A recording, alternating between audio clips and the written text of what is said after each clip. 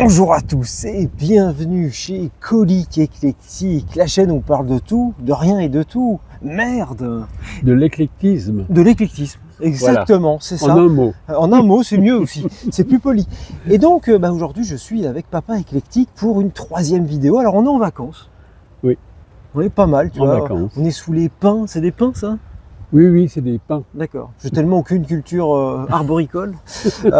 Donc voilà, on va continuer un petit peu sur comment ça se passait avant, qu'est-ce qui était mieux, un peu l'histoire, comment on va continuer à faire ce qu'on avait commencé il y a quelques vidéos.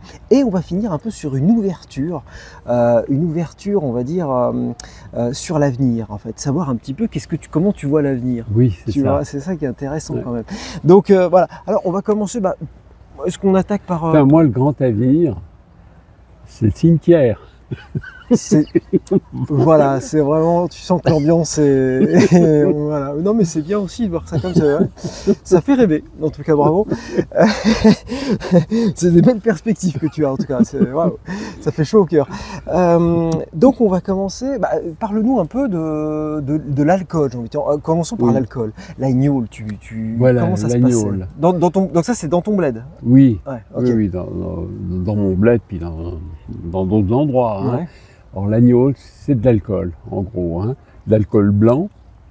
Regarde, on peut faire de l'agneau avec des poires, des pommes, des pêches, avec tout ce qu'on veut. Mais bon, dans mon patelin, on avait des pommes, ce qu'on appelait des pommes à cidre. Et puis avec ça, on avait un pressoir. Hein, les bonnes maisons, elles avaient leur pressoir. Hein.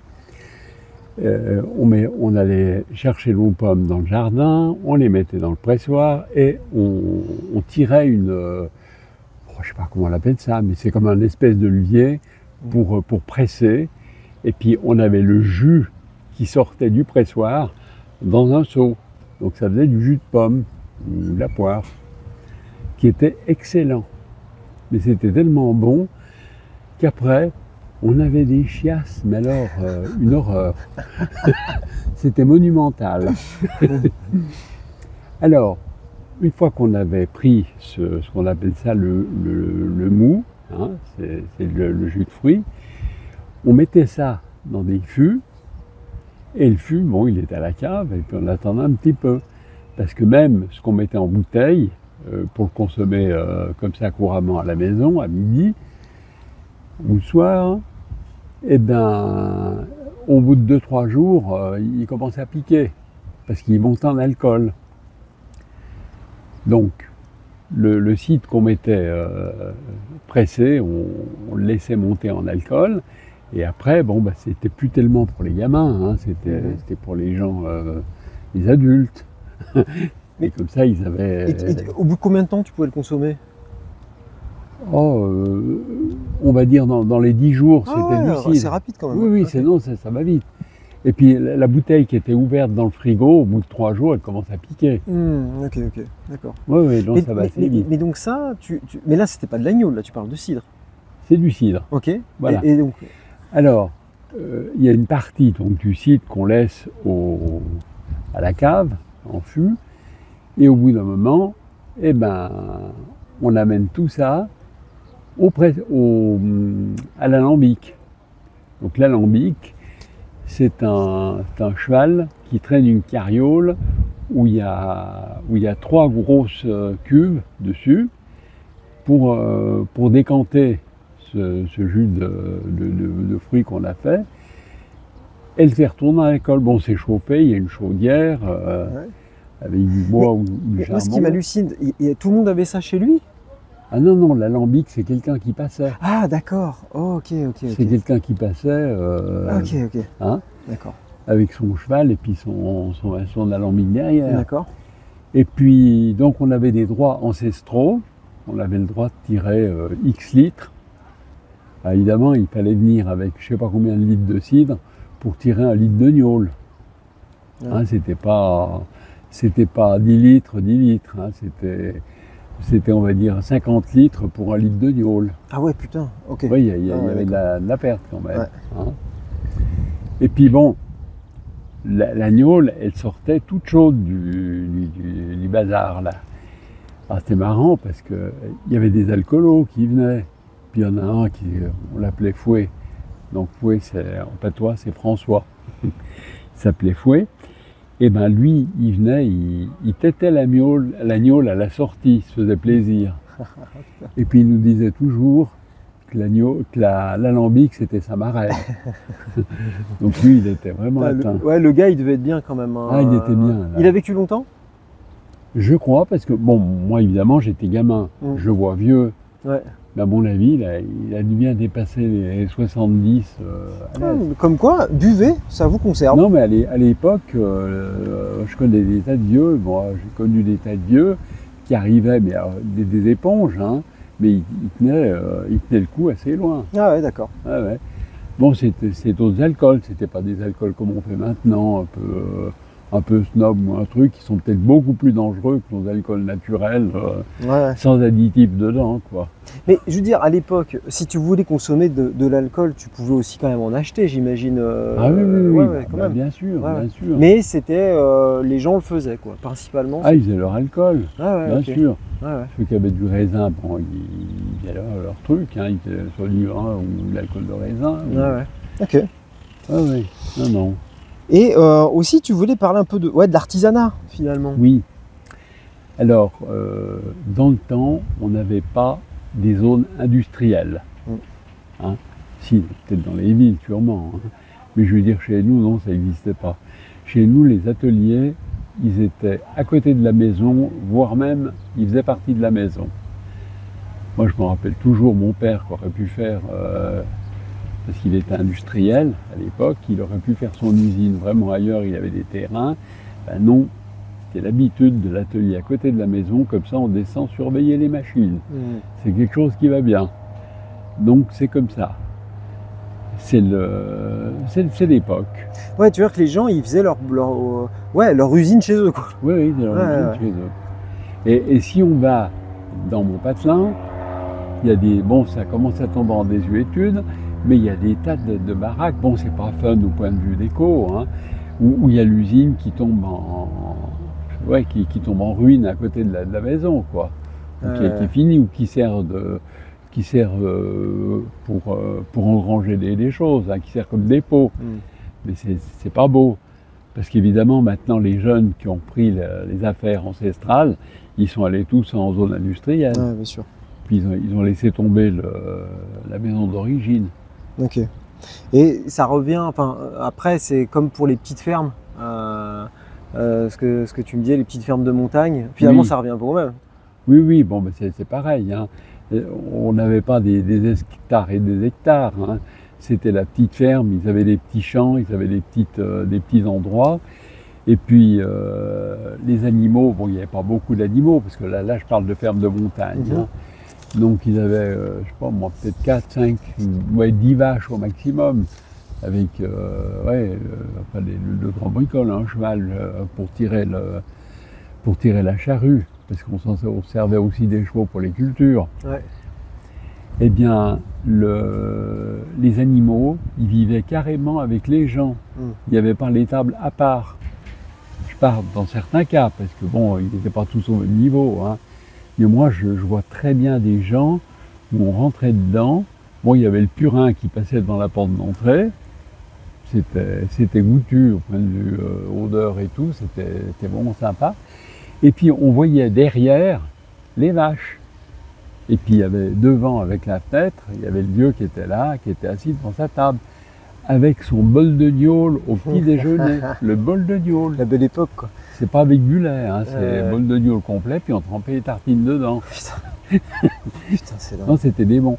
Alors bon, si vous regardez les bons bronzés font du ski, hein, les films assez anciens maintenant, vous allez voir, parce qu'il y a 2-3 passages où à la fin, ils en parlent un petit peu. Mais c'est vrai. Même, je me rappelle avoir vu des gamins qui couchaient, parce qu'évidemment, le fait d'avoir les animaux dans le local, ça chauffait aussi. Hein, ça faisait une chaleur naturelle dedans. Du coup, c'était économique, quoi. C'était économique. Bon, ça devait puer. Hein. Bon, il fallait pas être trop délicat de l'odorat. Mais bon, ils avaient l'habitude parce qu'ils puaient eux-mêmes. Ouais. Il n'y avait pas de souci. Après, ouais, tu me parlais des voitures, justement, quand tu avais une voiture pour faire ton plein et tout. Oui. Alors bon, actuellement, on va faire le plein, on sert, on fait tout nous-mêmes. Hein. Bon. Alors, dans le temps, non. On allait à la pompe, où il y avait le garagiste qui sortait. Et puis, au tout début, c'était pas électrique. La pompe, fallait l'actionner. Donc le gars, il pompait, il mettait son tuyau, il pompait, vous voulez combien de litres, puis il mettait le nombre de litres, puis on voyait les trucs qui bougeaient. C'était assez marrant. Ouais. Et puis après, ben, il rentrait dans son bureau, et puis on allait le payer. Donc on n'avait pas, même pas avec un chèque, hein, ça se payait comme ça en liquide. Ou alors, bien souvent, quand il y avait des artisans, il avait un compte, il avait un cahier où il notait, il disait bon ben faut mettre ça sur le compte de mon père. Là c'était vachement pratique au début parce que comme ça je payais jamais le plein de ma mobile. Hein. Je faisais tout le plein sur le compte de la télé. Ouais, d'accord. Et il y avait différentes sortes d'essence aussi comme. Ah ben il y avait la normale et puis la super, oui. Ouais, ok. Et le diesel, il y avait aussi? Diesel aussi, oui. Ouais, oui, d'accord, oui. ok, ça a toujours été. Oui, bien sûr. Ouais. Ouais. Et puis, pour les mobylettes, par contre, on ne mettait pas de l'essence comme ça dans la mobylette. Il fallait mettre parce que la mobylette, elle n'avait pas d'huile à l'intérieur pour graisser les soupapes, enfin tout ce qui s'ensuit pour le moteur. Donc, on faisait un mélange d'huile et d'essence. Alors là, il fallait y doser impeccable pour dire je veux de la 100%. Ah ouais, et puis pareil, le garagiste, bon, il dosait ça et puis il nous faisait le plein, il nous mettait nos 4 litres dans la mobylette, puis on repartait. Tu avais des grosses différences de prix à l'époque, tu sais, je sais pas, d'un endroit à l'autre. Est-ce que c'était réglementé? Non, c'était réglementé. Ouais, quand même, oui, ouais. oui, Okay. oui, de toute façon, il n'y avait pas des grandes surfaces. Hein. Ouais. C'était tout pareil. Hein. Ok. Ça ressemblait pas du tout, il n'y avait pas le truc clinquant avec la petite boutique derrière, ça n'existait pas. C'était le garagiste. Ouais, ok. Chaque garagiste, il avait ses pompes à essence. Hein. D'accord. Ok. Et puis ensuite, parler un peu de l'enfance finalement. Ah oui, l'enfance. L'enfance qui a changé les façons de se divertir finalement. Oui. Parce qu'il n'y avait pas trop de jeux vidéo, tout ça, hein, de mémoire. Non, je il n'y crois avait pas. pas trop. Non. Pas que je me souvienne. Ouais. Donc les gamins, à l'époque, ils ne s'emmerdaient pas avec des jouets à l'avant-moelle comme tu as maintenant, où on veut les trucs à la mode. Non, ça n'existait pas. Dans le temps, on allait dans la remise, on allait trouver des bouts de bois, puis c'était un fusil, hein, ou un sabre, et puis on s'amusait. On jouait avec des jeux qu'on se faisait mentalement. Mais il y avait quand même des jouets en bois ou même pas? Ah oui, quand même. Bien sûr, il y a des jouets très électriques, tous ces machins-là, ça c'est clair. Ouais. Non mais le jeu des gamins comme ça, des copains qui sont ensemble dehors, ils jouaient avec des jeux, bon peut-être qu'ils avaient un ballon ou quelque chose comme ça, mais sinon ils jouaient avec des jeux, ils prenaient une branche d'arbre ou n'importe quoi en disant je vais te tuer. Bon, ouais, toujours dans un bon état d'esprit. Ok. Ouais. Et tu me disais à l'école Alors, à l'école, on n'était pas stylé. À l'époque, à l'école, on était habillés en blouse grise, tous pareils. Donc, il n'y avait pas de changement entre la fille du Toubib ou le fils du Toubib et puis le fils d'industriel. Mais tu as vu que ça revient. Hein. Alors, ils sont en train de faire des tests dans certains endroits. C'est juste. Mais ouais, c'est sûr. De toute façon, il y a les Anglais, ils ont toujours. Bien sûr, et puis dans pas mal de pays d'Asie aussi. Hein. Mais bon, eux, c'est différent parce qu'ils font des choses un peu smart pour dire c'est l'école Intel. Ouais. Tandis que nous, on avait nos blouses grises, et puis c'est bon. Même les profs, les instituteurs, ils avaient des blouses grises aussi, c'est pareil. Hein. C'était fourni par l'école? La blouse, non. Ah ouais? Non, la blouse, on l'avait achetée à la coopérative. Ah ouais, d'accord. Ouais, ok. Non, c'était pas, il n'y avait pas de fourniture. Et puis à l'école, on écrivait, on avait des plumes, elles s'appelaient les majors ou un truc comme ça, sergent-major, voilà, nom de la plume. vous rendez compte? Et puis on avait un encrier. Et puis on trempait la plume dans l'encrier, puis on écrivait. Avec les pleins et les déliés. Donc on apprenait à écrire bien. C'est pas comme... Moi maintenant, je ne sais même plus écrire. Alors, bon, j'ai tout perdu avec l'ordinateur. Hein. Ouais. Mais avant, on apprenait à écrire, on faisait des lignes d'écriture. Et puis quand on faisait des conneries, eh ben, la punition, c'est une phrase en ligne. Je dois être poli avec le professeur. Et puis quand c'était pire que ça, c'était tu vas faire les 100 lignes et puis tu les fais signer par tes parents, puis tu nous les ramènes. Alors bon, bah, évidemment, souvent on imitait la signature de nos parents, parce qu'on n'allait quand même pas à l'abattoir comme ça.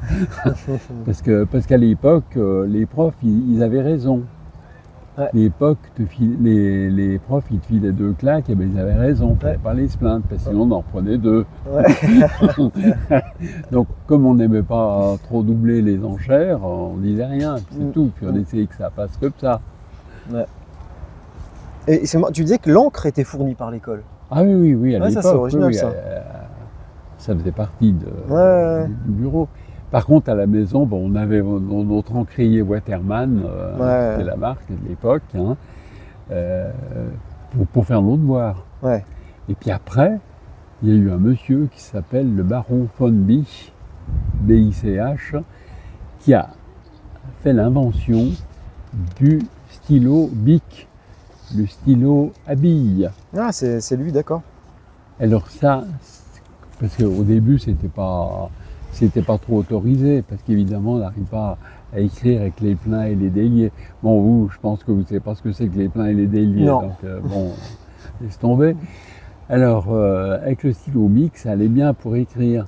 Alors, moi, je me rappelle toujours, quand j'avais une fois une grosse punition, j'avais énormément de lignes à faire, comme j'avais mon frère, plus âgé que moi, mais qui était un ancien feignant, au point de vue école, il me collait 4 stylos Bic, les uns avec les autres, comme ça. En une fois, je faisais 4 lignes. Ça, c'est balèze. Donc ça allait beaucoup plus vite pour faire mes 100 lignes. Ça, c'est la famille, tu vois. Ouais. Bon, ça faisait un peu des lignes pareilles, évidemment. Mais bon, ça passait, parce qu'on n'était pas à l'époque de l'exactitude. Et alors, donc, pour faire la transition justement par rapport à maintenant, qu'est-ce que tu penses, toi, justement le fait que maintenant, comme tu disais tout à l'heure, les profs doivent faire très attention à ce qu'ils font, sinon ça leur retombe dessus. Même au-delà des profs, même les parents en fait, finalement. Alors je dis pas que c'est bien de fracasser son gosse ou de fracasser un gamin, mais qu'est-ce que tu penses de ça en termes d'éducation? Est-ce que pour toi, en tout cas à ton époque, tu as trouvé ça finalement avec du recul, tu dis ouais, encore heureux que je m'en suis pris dans la gueule parce que sinon ça aurait pas été pareil. Bon, moi il faut dire que j'avais pas des parents violents. Hein. Mon père pas du tout. Ma mère, moi, elle pouvait me tirer les oreilles. Puis elle, ce qu'elle faisait, elle me punissait d'une autre manière.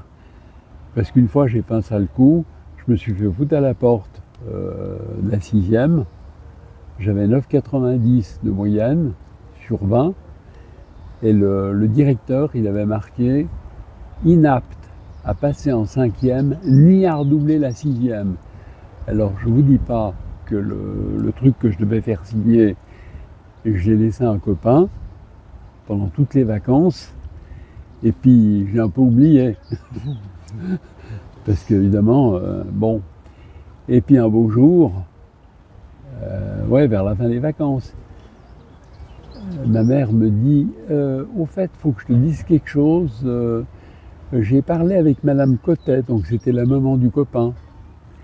Puis comme le copain, il était un petit peu malade, il avait des soucis, il avait une ancienne polio.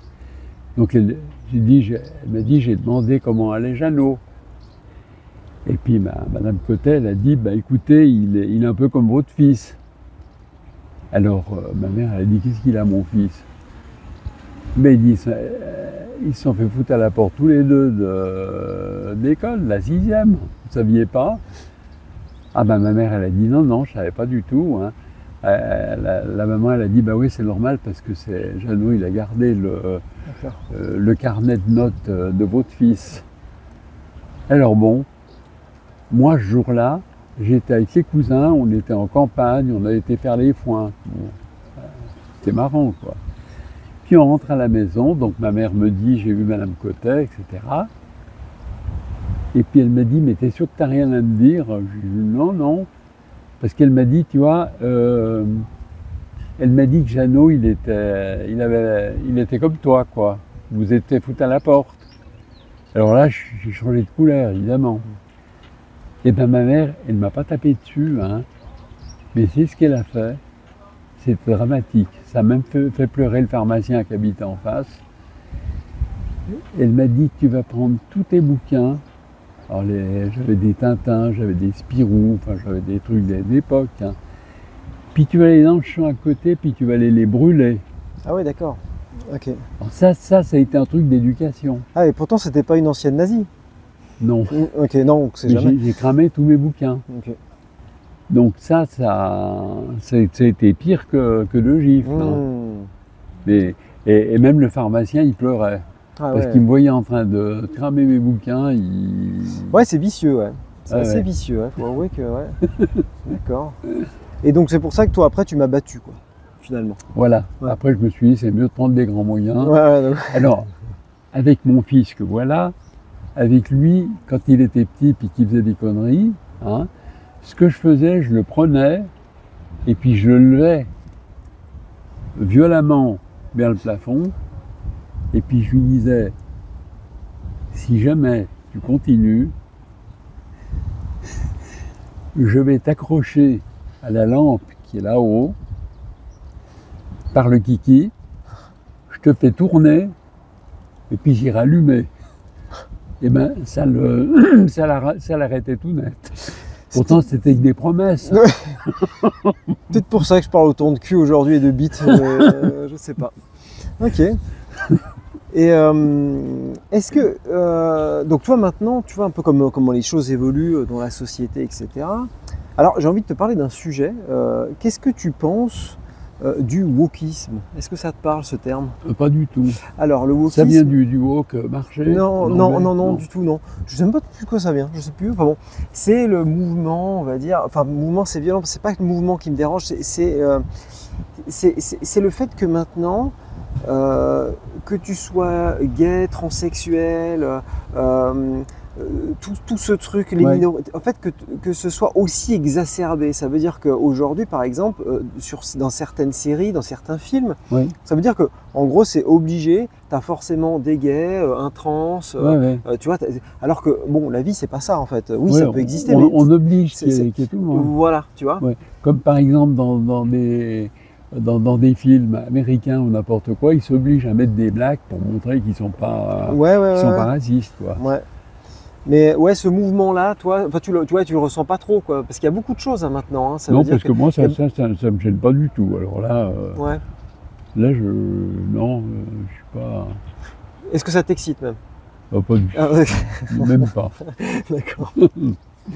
Et même par rapport à la suite, à l'évolution des choses, tu vois, aujourd'hui, on pourrait avoir tendance à dire putain, on est dans la merde. T'as évidemment la guerre en Ukraine, accessoirement, t'as quand même ça. T'as le développement de l'intelligence artificielle. On a eu le virus du Covid, mais forcément, ça te met un coup en te disant bon, bah, c'est pas ouf, parce que ça peut arriver à nouveau. T'as le changement climatique qui va pas. Bah, c'est pas. Voilà, tu sens que ça part un peu en vrille quand même. Alors, la question, c'est de savoir. Aujourd'hui, voilà, c'est ce qu'on pense. Enfin, tu vois, moi, je pense que les gens de ma génération, beaucoup de gens pensent comme ça. Mais est-ce que toi, comment tu envisages tous ces sujets aujourd'hui? Et est-ce que toi-même, quand tu avais notre âge, donc vers 40 ans, est-ce que tu voyais les choses un peu négativement, comme moi, je peux les voir aujourd'hui sur l'avenir? Non, moi, à cet âge-là, à 30-40 ans, je ne voyais pas du tout négatif. Le réchauffement climatique, on entendait vaguement parler, mais on s'en foutait. Donc il n'y a pas de souci de ce côté-là. C'était pas, non, c'était même pas un sujet de discussion. C'était vraiment, même quand on voyait les écolos, les partis écolos, pour nous, c'était vraiment marginal. On se demandait qu'est-ce qu'ils viennent foutre là. Ils ont pas discuté de politique, ces gens-là, parce que on s'en fout complètement, quoi. Et pour nous, c'était même pas. Alors que non, ils n'avaient quand même pas tort. Et, vrai. mais peut-être il y avait même d'autres soucis. Je veux dire quand tu avais 40 piges, il y avait peut-être des choses à l'époque, des faits de société qui n'existent plus aujourd'hui en fait au final, mais qui pouvaient peut-être t'inquiéter pour l'avenir, tu vois. Moi, je dirais pas spécialement, je vois pas, mis à part des maladies ou des choses comme ça, Ouais. où on ne savait pas toujours où on allait mettre les pieds. Ça, oui. Mhm. Mais sinon, non, j'avais pas trop d'inquiétude.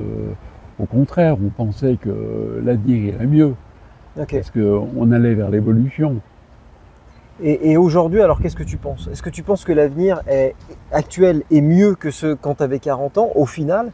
Et l'avenir qui arrive justement, est-ce que tu l'envisages de manière positive ou plutôt inquiet? Alors, il y a un peu les deux. Il y a de l'inquiétude, parce que autant avant, j'aspirais à l'avenir en tant qu'informaticien, parce que je me disais vivement qu'on puisse faire ça, qu'on avance. Évidemment, moi j'étais dans le positif. J'étais pas à utiliser l'informatique pour foutre la merde, hein. Donc c'est pour ça que je pensais que ça irait de mieux en mieux. Mais évidemment, à l'époque, j'imaginais pas du tout qu'on allait servir de ça pour foutre le fourbi. Parce que moi, à la limite, j'aurais utilisé un peu l'informatique pour aller cacher des comptes ou faire des choses comme ça. Mais c'était gentillet. C'était pour dire de ne pas trop payer de taxes ou de choses comme ça. Mais sinon, non. Je voyais pas ça négatif, hein, au contraire. Je me disais au contraire, on va vers le bien. Jusqu'au moment où il y en a qui sont mis à faire ce qu'on appelle des virus. Mais des virus gentils, hein, juste pour emmerder, c'est tout. Hein. Juste gratuit. Et puis après, ben, il y en a qui ont commencé à se dire, ben, tiens, on va peut-être gagner du fric avec des virus. Et puis on a commencé à faire des choses qui coûtent. Des mauvais, des fakes, des mauvaises utilisations. En fait, le truc, c'est que vu que tout le monde est devenu beaucoup plus dépendant de l'informatique, Oui. d'Internet et tout, bah, en fait, c'est sûr que quand tu lances facile. un virus, bah, les gens vont vite se retrouver dans la merde. Et Voilà. enfin, ça touche beaucoup plus Voilà. de monde qu'avant aussi. Hein. Bah oui. Non, mais avant, bon, c'était beaucoup plus calme. Parce que les gens, ils n'étaient pas informatisés, ça touchait un peu que des spécialistes. Ouais. Tandis que maintenant, ça touche la masse. Ouais. Ouais. Donc la masse, elle est sensible à ça. Donc ça, c'est quelque chose qui t'inquiète pour Oui. l'avenir. Tu dis, ouais, Oui. un gros virus qui fout le bordel ou, Oui, oui, ouais. c'est clair. Parce qu'on sert des virus pour tout. Hein. C'est pas qu'une question d'emmerder le monde. Hein. C'est qu'on peut faire un virus qui met en l'air du matériel. Une conduite de train, par exemple, un train qui conduit automatiquement, grâce à un virus, ben, on va le faire planter. Ou même un avion. On peut le dérouter, on peut changer on peut aller fausser un GPS. Ça va très loin. C'est même très grave. Parce qu'à la limite, dans le temps, les gens qui faisaient des saloperies, ils prenaient un risque. Ils prenaient un couteau ou je sais pas quoi, puis ils allaient sur un champ de bataille ou pour taquiner les gens. Tandis que là maintenant, c'est tranquille, depuis un petit bureau, à l'abri, et on te fait des miracles avec. C'est ça c'est pas bien. Ouais. Et justement, bah, par ce biais-là, l'intelligence artificielle, toi, t'en penses quoi maintenant? Est-ce que c'est quelque chose qui t'inquiète? Alors, au premier abord, j'étais content parce qu'évidemment, c'est une aide. Parce que c'est vrai que dans le temps, quand on voulait faire quelque chose, faire des recherches, il nous fallait je ne sais pas combien d'encyclopédies. On devait ouvrir plein de bouquins pour aller chercher quelque chose. Puis bien souvent, on dit, ah ben cette encyclopédie, il est de quelle année? Il n'est pas à jour. Donc, on n'était pas à jour. C'était vraiment un gros problème. Alors que maintenant, grâce à l'informatique, grâce à l'intelligence artificielle, on est à jour au dernier. Hein. Donc ça c'est du positif. Le négatif, c'est qu'on utilise l'intelligence artificielle pour foutre la pagaille. Hein. Ça veut dire qu'on peut s'en servir pour changer, pour prendre le visage de quelqu'un, le transporter par un autre, sur un autre, qui va faire comme si vous aviez dit que, sur quelqu'un d'autre, et puis après, ou vous êtes un taré, ou j'en sais rien, et puis après, ben, vous n'arrivez plus à vous remettre. Donc là, ça peut se terminer par des guerres, par des suicides, par des... Non, c'est vraiment négatif. Et est-ce que toi, tu appréhendes potentiellement le fait que l'intelligence artificielle prenne le pas sur la race humaine à terme, de par son intelligence, de par son développement exponentiel? Oui, ça veut dire que ce qui va arriver, c'est que deux intelligences artificielles vont se mettre à parler ensemble, et puis ça, ils vont faire monter la sauce. Et puis on ne pourra même plus rentrer dans la discussion. Et puis il y aura des décisions qui vont être prises, parce qu'évidemment, ça pourra aller très loin. Vu que c'est sur Internet, elles auront accès à certaines choses. Ça peut être un avion, ça peut être n'importe quoi. Hein. Ça peut être une bombe, ça peut être tout. Ouais. Ça peut être une opération à distance, ça peut être tout un tas de choses. Changer des voies de satellite.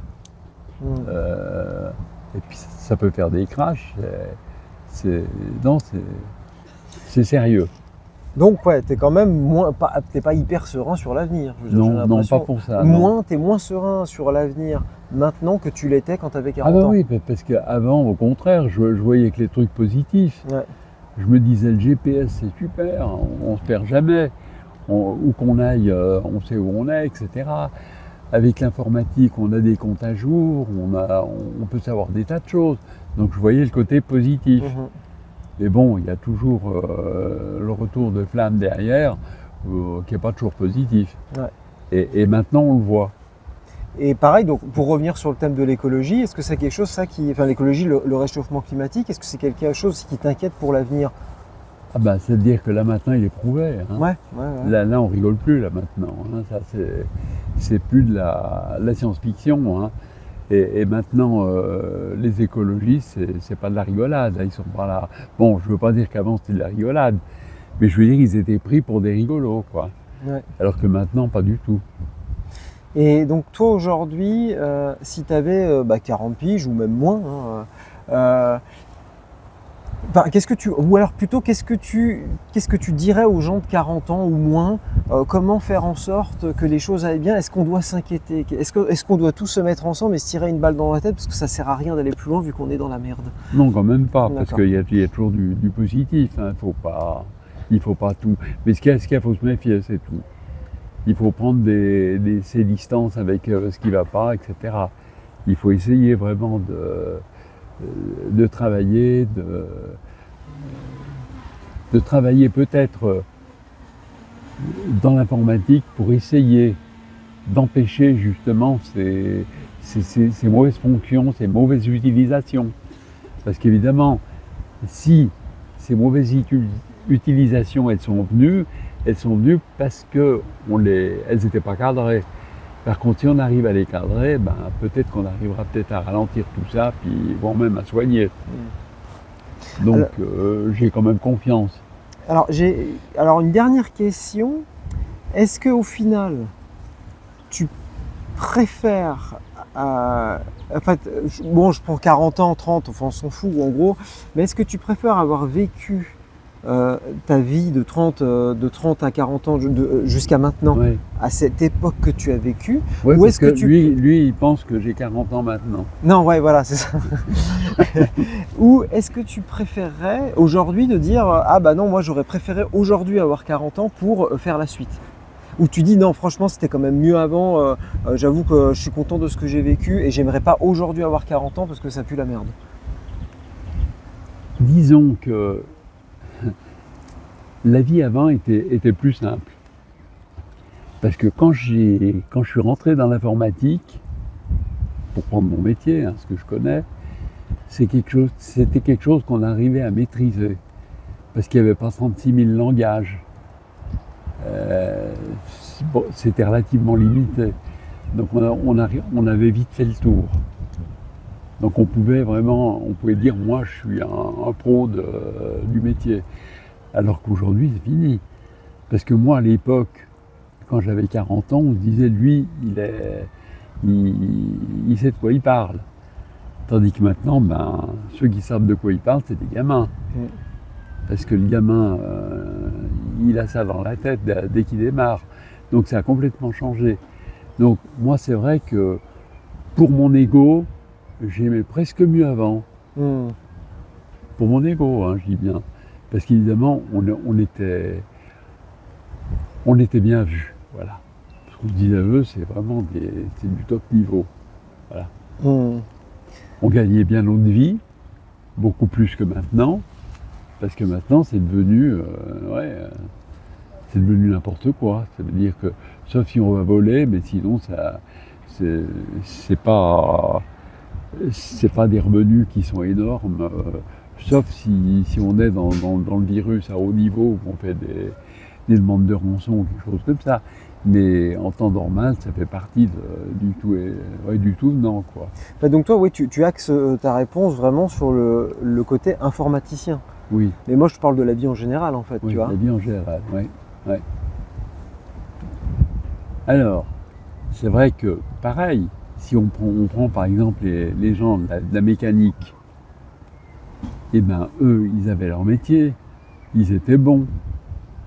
Hein, ils étaient bons dans leur matière. Parce qu'il y avait une marque de voiture, eh ben, c'est un peu tout pareil dans la marque. Donc on disait, lui, il est fort chez Renault, ou fort chez Citroën, ou chez Peugeot. C'est quelqu'un. Aujourd'hui, malheureusement, ou heureusement, les bagnoles sont toutes pareilles. Donc il n'y a plus le spécialiste qui vous fait la voiture de A à Z. Ça n'existe plus. Donc c'est aussi perdu. Ça fait comme pour l'informatique. Ouais. Et puis pour des tas de choses dans le même goût. Si on prend par exemple dans le temps un toubib, il vous faisait tout. Le toubib de famille, il s'occupait de vous de A à Z, toute la famille, ça allait bien. Ben, non, maintenant c'est fini, maintenant on a un payade pour les gamins, on a le toubib pour tout le monde là, puis après on a le toubib spécialisé pour les vieux. Et encore, il faut le trouver le toubib. Hein. Et puis il faut trouver dessus. Maintenant on a toutes les spécialités hein, au millimètre près pour le corps. Bon, c'est bien parce que quand ils se mettent tout ensemble, on arrive à faire quelque chose. Mais ouais, ça a changé. C'est pareil. C'est devenu tout est devenu spécialisé. Et j'irais même dans les cuisines de restaurants ou de choses comme ça. Ça va loin. Donc toi, tu préférais la simplicité d'avant quand même, en fait. C'est ça que tu oui, parce que quelqu'un qui voulait rester en bas, ben, il restait en bas. Mais quelqu'un qui grimpait un peu, il pouvait tout de suite... on le voyait. Et que maintenant, ben, on ne le voit plus. Sauf si ça devient un brigand. Alors là, oui. Ouais, ok. D'accord, bah écoute, très bien. Est-ce que tu veux rajouter quelques petites choses? Ah oui, c'est vrai qu'on n'a pas parlé de la guerre, enfin j'en ai pas évoqué, mais est-ce que ça c'est quelque chose qui t'inquiète aussi pour le coup? Tu sais ce qui se passe en Russie, la Russie, un petit peu, par rapport à... Ouais, alors bon, la guerre maintenant, ce qui est grave, c'est que... Parce que toi, tu as connu quand même, bon, tu étais gamin, mais tu as connu la guerre froide. Oui. Donc finalement, comme par rapport à maintenant, c'est... Bon, je ne m'en rendais pas trop compte, parce que j'étais gamin. Ce que j'ai un peu ressenti, c'est la guerre d'Algérie à l'époque. Hein, parce que ça, on en a beaucoup parlé, vu que j'avais une partie de ma parenté qui était basée en Algérie. Mon frère qui a fait la guerre d'Algérie, donc on était assez là-dedans, bien que ce soit un peu éloigné. Hein. C'était pas, on n'en souffrait pas en direct. Mais c'est vrai qu'aujourd'hui, la guerre comme elle se fait, il y a la guerre électronique hein, qui se fait avec les faux, ce que je disais tout à l'heure au sujet des virus, hein, elle se fait avec ça. Hein. C'est-à-dire qu'on peut tout d'un coup changer, avoir un impact sur la vie de tout le monde d'un coup, sans faire péter une bombe. Et tout d'un coup, pof, on éteint les lumières de tout le monde. Donc là c'est les grands risques. Et puis bon, il y a le côté guerre, etc., où il y a des gens qui meurent tous les jours. Donc ça, c'est l'horreur. Bon, moi je suis content de ne pas avoir de petits-enfants, hein, parce que je ne les verrai pas... Hein. Ah, t'as changé d'avis là-dessus. Oui. Ouais. Non, mais bah oui. Et puis on a vu des guerres, bon, il y a quelques années, hein, ça, par exemple l'Iran-Irak, hein, où ils envoyaient des enfants soldats. Donc c'est des petits gamins qui étaient tout contents parce qu'ils avaient des armes, parce qu'ils faisaient comme papa, comme les adultes. Et puis on leur faisait faire n'importe quoi, parce qu'on s'en foutait. Même les gamins, quand ils revenaient, s'ils pouvaient revenir de la guerre, eh ben, ils regrettaient de ne pas être morts, parce qu'ils avaient peur que leur mère les engueule. Ouais, d'accord, sympa. Parce qu'ils n'avaient pas été jusqu'au bout. Donc c'est l'horreur. Et ça, les enfants soldats, ça existe. Hein. Ouais. Ça existe. Parce qu'évidemment, ils n'ont pas le gingin pour voir l'impact de ce qu'ils font. Mais bon, je pense ce qu'on leur dit, c'est tout. Au final, tu réponds quand même bien à la question. Quand tu dis que maintenant, parce que ça, franchement, tu as changé, c'est quand même très récent, parce que même au début, les premières vidéos qu'on avait fait ensemble, tu disais que ça te faisait chier justement de ne pas avoir de petits-enfants. C'est ce que tu disais. Mais là, tu as quand même évolué en quelques années. Non, mais les petits-enfants, c'est vrai que ça me fait chier de ne pas en avoir. Mais d'un autre côté, quand je pense à ce qui risquait d'avoir, je suis content de ne pas en avoir. Quoi. Ouais, je comprends. Non, mais bon, ça montre quand même que ta façon de voir comment les choses vont évoluer, c'est plutôt négatif, quoi. Parce qu'une fois de plus, avant, tu ne te serais pas posé la question. Voilà. Tu vois. Fait que là, c'est un peu sombre, c'est vrai. Ouais, c'est ça. Ouais. Ok. Bah, c'est très bien. Bah voilà, bravo. Et puis bah moi, tu vois, j'ai envie de te dire, pour essayer de mettre un peu de gaieté dans tout ça, bah là, je vais te payer une petite pute. Ah ouais. Bah oui, comme ça, tu vois, ça met un peu de bonheur, un peu de... Ouais, mais la pauvre, elle a du boulot. Hein. Bah écoute, à un moment donné... Là, elle va te demander les heures supplémentaires. Bah ouais, je sais, bah toi, quand tu ramones, tu ramones. Bon, mais tu veux rajouter quelque chose? Moi, je crois qu'on a tout dit. Hein. Ouais. Très bien. Puis si vous avez envie de savoir des choses bien spécifiques, posez des questions en commentaire. Demander, hein, faut pas hésiter. Et on fera une vidéo, on fera une vidéo en fonction. N'hésitez pas dans les commentaires, exactement. On est des vrais vidéastes. Ah putain, ouais. Et pas des amateurs. Ah non, surtout pas, surtout pas. Voilà. Bon, bah on vous fait de très gros bisous et on vous dit donc à très bientôt pour une prochaine vidéo. À la revoyure. Ciao.